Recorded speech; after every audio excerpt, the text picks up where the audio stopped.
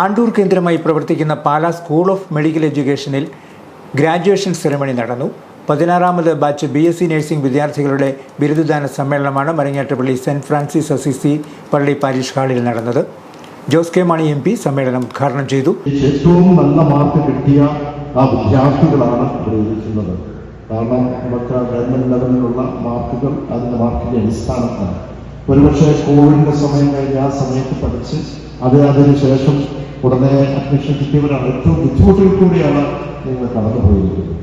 U are become masters. നമ്മൾ പ്രൊഫഷണലായിട്ട് നോക്കിയാൽ നിങ്ങൾക്ക് നല്ല ഒരു മാർക്കും വാങ്ങി നമ്മൾ ഗ്രാജുവേറ്റ് ആവുകയാണ്. പല സ്ഥലങ്ങളിലും പല മേഖലകളിലുമായി പല രാജ്യങ്ങളുമായി നിങ്ങൾക്ക് ജോലി കിട്ടും. പക്ഷെ ആ ജോലി കിട്ടുമ്പോൾ ഒരു കാര്യമുള്ളത്, നമുക്ക് പലപ്പോഴും ആളുകൾ പറയേണ്ടതുണ്ട്, നിങ്ങൾ ഓരോ ലക്ഷ്യത്തിലേക്ക് ചെന്നെത്തുവാനായിട്ടൊരു പോസിറ്റീവ് തിങ്കിങ് വേണം എന്നുള്ളതാണ്. പക്ഷെ ഞാൻ പറയട്ടെ, അതിനപ്പുറത്തേക്ക് നമുക്ക് കടക്കാൻ കഴിയുമോ എന്നുള്ളതാണ്.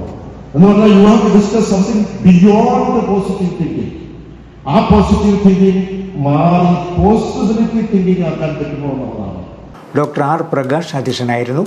Caritas college of nursing principal doctor Twinkle Mathew മുഖ്യപ്രഭാഷണം നടത്തി.